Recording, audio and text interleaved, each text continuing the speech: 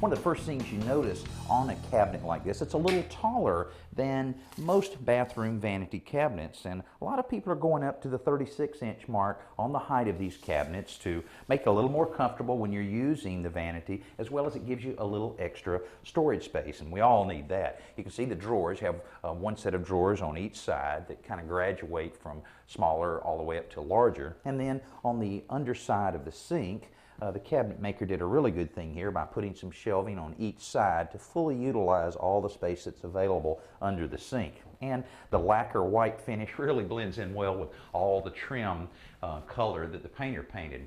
Now, another way of maximizing some space, storage space, is a little cabinet like this, a window seat cabinet. Now, a bathroom like this will also double as a dressing area, so homeowners plan on putting a little cushion here, perfect place for the kids to sit down and put on the shoes, and also a nice deep drawer for storage underneath.